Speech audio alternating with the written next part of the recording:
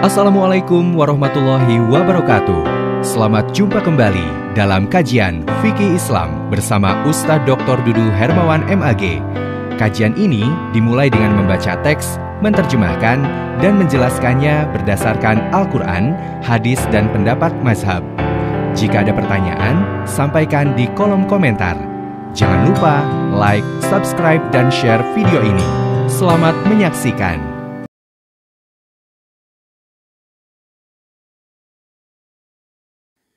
Assalamualaikum warahmatullahi wabarakatuh.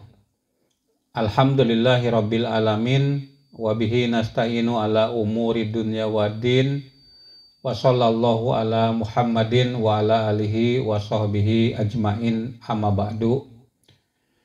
Para santri pesantren Al-Madinatul Fadilah, kaum muslimin muslimat di mana saja kalian berada, kajian kita saat ini pertemuan yang ke-14. Kita akan mengkaji tentang syarat wajib ya dan sunat-sunat sholat ya, begitu ya, dari kitab Matan Takrib ya, nanti disyarahkan dengan Fathul Qorib gitu. Ya, saudara sekalian, saya tentu bersama santri yang hadir di sini dan juga di beberapa tempat ya, ada Pakih di Sragen ya, Pari di Jogja, Payis juga di Jogja, juga ada teman-teman yang ada di Hong Kong, di Singapura ya, dan di beberapa tempat yang lain. Coba dicek yang punya kitab itu di halaman berapa, Teh Rani? 12. Halaman 12 ya. Kanan atau kiri? Kanan. Ya, di kanan. Kemarin di kanan, sekarang kanan lagi. Ya, baik. Ya, kita mulai. Bismillahirrahmanirrahim. Paslun. Ya, ini adalah satu pasal.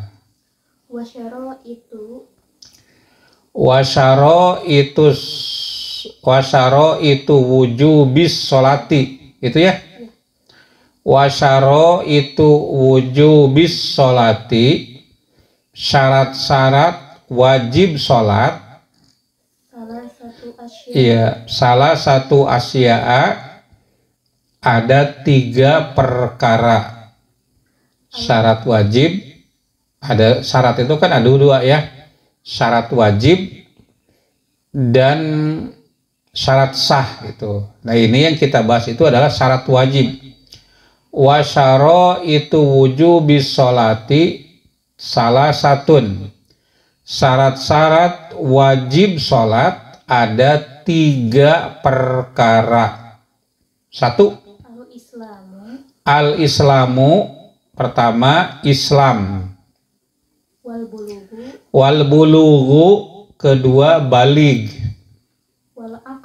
Wal aklu. Ketiga, berakal. Wahwa, dan dia yang barusan disebut itu adalah hadut taklifi, definisi taklif itu ya. Hadut taklif, definisi taklif. Taklif itu artinya pembebanan. Orang yang diberi beban disebut dengan mukallaf. Nah, mukallaf itu definisinya apa? Ya, tadi ada 3 indikator. Jadi sholat ini ya, dalam pertemuan yang ke-13 kita jelaskan bahwa sholat wajib itu ada 5. Nah, wajib itu bagi siapa? Itu ada syarat-syaratnya. Wasyaro itu wujubis sholati, syarat-syarat wajib sholat salah satun ada 3. Yang pertama adalah al-Islam. Islam itu adalah orang yang memeluk Islam ya, artinya mukallaf itu harus orang Islam. Lalu pertanyaannya, apakah orang kafir yang tidak beragama Islam itu wajib sholat? Nah, para ulama mengatakan bahwa khitab ya yang ada di dalam Al-Qur'an ya, mukhotob yaitu orang yang diseru di dalam Al-Qur'an adalah semua orang, itu setiap manusia. Jadi bukan hanya orang Islam. Jadi sholat itu wajib bukan hanya bagi orang Islam, tetapi bagi orang yang kafir. Tapi orang kafir itu kalau sholat tidak akan sah.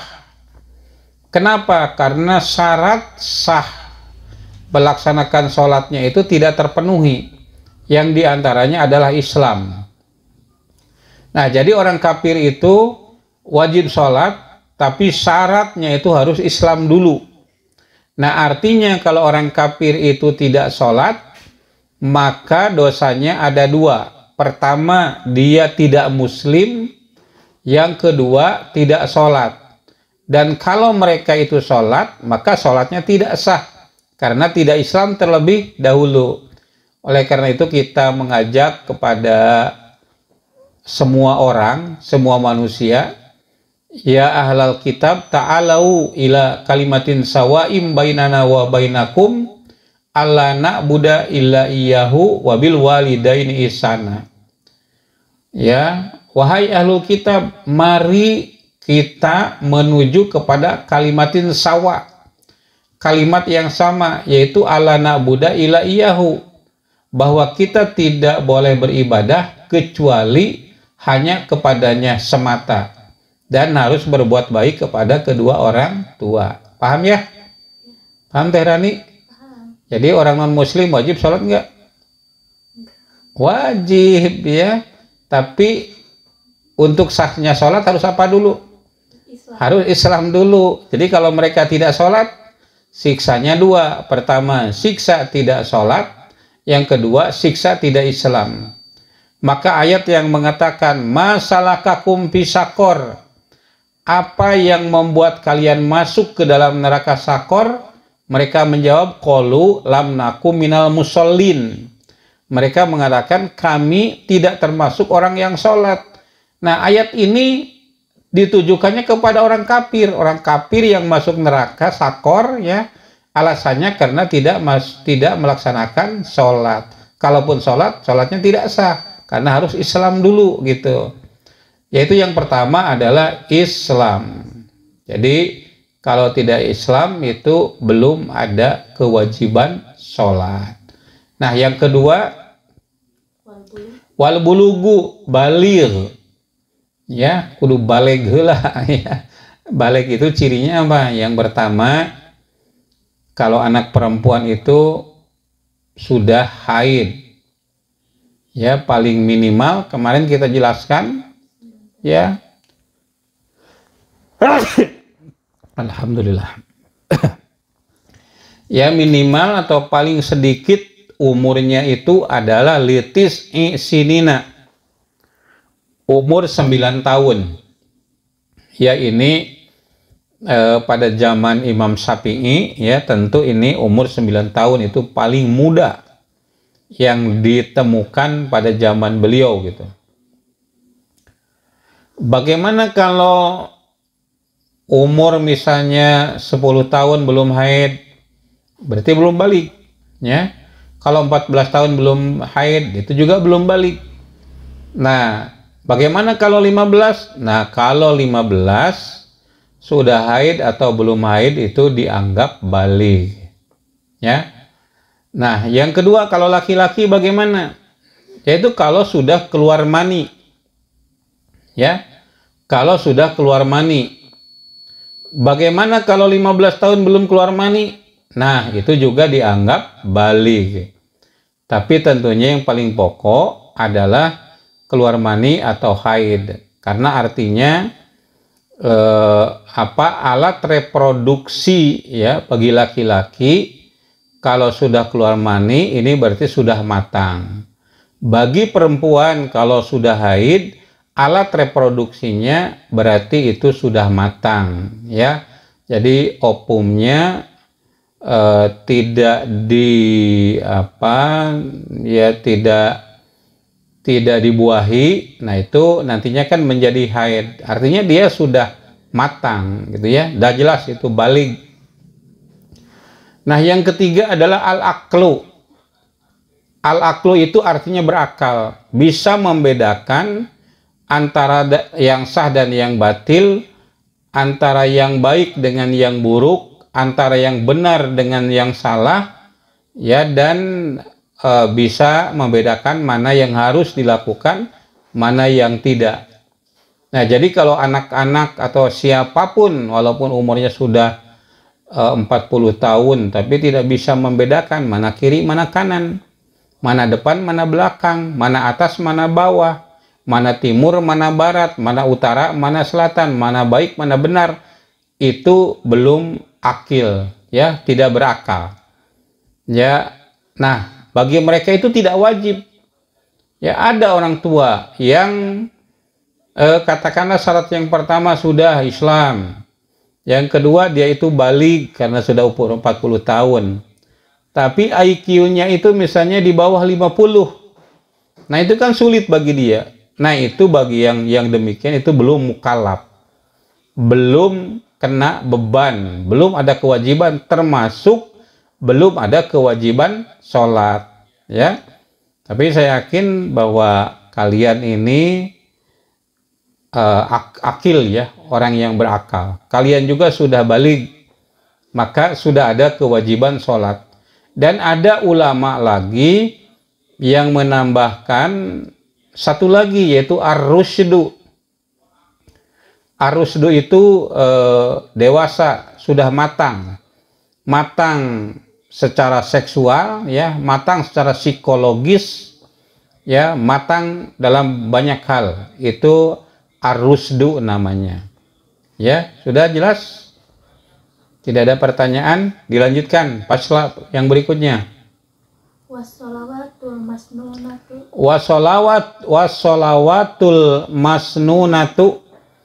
Ya, salat al-masnunatu yang disunatkan. Khomsun ada 5. Ya. Khomsun ada 5. Pertama, al-idani, sholat idain, yaitu Idul Fitri, ya, dan Idul Adha. Idul Fitri itu tanggal 1 Syawal, ya, berjamaah, ya. Kemudian yang kedua Idul Adha. Jadi yang pertama idani, al-idani, 2 id, Idul Fitri dan Idul Adha. Yang kedua wal kusupani, dan sholat gerhana, 2 gerhana, baik itu gerhana bulan maupun gerhana matahari, ya. Yang ketiga wal istisqa'u, dan sholat istisqa. Istisqa itu artinya minta hujan, ya.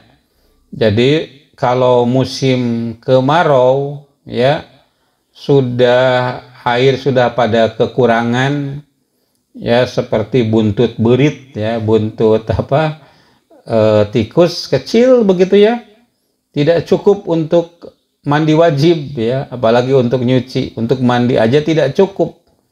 Nah, maka kita itu diperintahkan untuk sholat istisqa. Istisqa itu artinya sholat minta hujan, ya, minta hujan, gitu, ya. Yang kelima, ya. Ya, jadi ada yang 4 itu. Pertama ada sholat idani, 2 sholat kusupani, gerhana bulan gerhana matahari, ketiga istisqa, keempat wasunanut tabi'atu, sunanut tabi'atu, salat sunat at-tabi'atu yang mengikuti Pil lil faraidi, terhadap sholat fardu, ya, yang disebut dengan sholat rawatib, ya. Jadi sunanut tabiatu lil faraidi, sholat sunat yang mengikuti sholat fardu, gitu ya. Itu sab'ata asyarota rokatan, ada 17 rokaat, ya. Ini 17 rokaat itu coba hitungannya apa? Yang pertama rokaatal fajri, ya 2 rokaat fajar. 2 rokaat fajar itu artinya 2 rokaat sholat sunat qobla subuh, yang dalam hadis dikatakan rokaatal fajri khairum minad dunya wa ma fiha.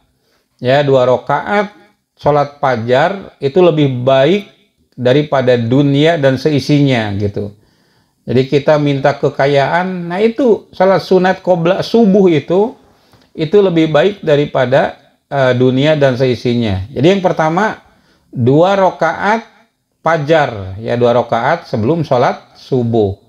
Kedua, wa arba'un qoblad duhri, dan 4 rokaat sebelum duhur. Ya, tidak sekaligus 4 rokaat tentunya, ya. Misalnya sudah wudhu di rumah, 2 rokaat dulu di rumah. Datang ke masjid nanti 2 rokaat lagi. Atau boleh juga 2 rokaat dulu di rumah, 2 rokaat lagi di rumah, boleh. Atau ke masjid nanti 2 rokaat lagi, 2 rokaat, jadi 4, ya. Sholat 2 rokaat, salam, 2 rokaat lagi, salam, itu 4. Arbaun, udah berapa tadi Teh Rani? 4 ditambah 2, 6. Terus? Warok atani ba'dahu, dan 2 rokaat sesudah sholat duhur. 2 rokaat sesudah sholat duhur. Udah berapa tuh? 8. Terus? Wa arba'un qoblal asri, dan 4 rokaat sebelum asar. Udah berapa tuh? 12, ya. Arbaun qoblal asri, 4 rokaat sebelum asar. Nah, berikutnya warok atani ba'dal maghribi, dan 2 rokaat sesudah maghrib. Ya, udah berapa itu tadi? 14. Terus? Wasalasun ba'dal isya, 3 rokaat sesudah isya. Ya. Yutiru biwahidatin, witir dengan 1 rokaat minhuna, dari yang 3 itu. Jadi 2 rokaat genap ba'da isya, berarti 1 rokaatnya witir. Maaf gatal telinga, ya. Dilanjut.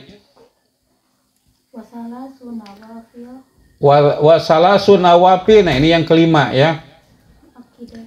Wasalasun nawafil, dan 3 yang nawafil. Wasalasun nawafil, silakan masuk. Ya, wasalasu nawafil, dan 3 yang nawafil muakkidatin, yang muakkadah. Ya, 3 yang nawafil yang muakkadah. Yang apa itu? Yang dilanjut. Ya. Sholatul laili, ya. Yang pertama sholat malam, atau yang disebut dengan sholat tahajud, ya. Sholatul laili, sholat malam atau sholat tahajud yang pertama. Yang kedua washolatu duha, sholat duha. Dan yang ketiga washolatu tarawih, dan sholat tarawih. Itu, ya. Jadi saudara sekalian, sholat sunat tadi sudah dijelaskan, ya. Ada sholat sunat rawatib ya. Lalu ada lagi rawatib itu adalah sholat sunat yang mengikuti sholat wajib, yaitu ba'da dan qobla. Dan yang kedua adalah sholat sunat nawafil.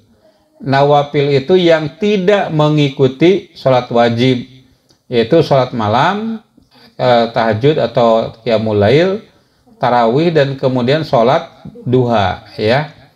Jadi genap semuanya itu.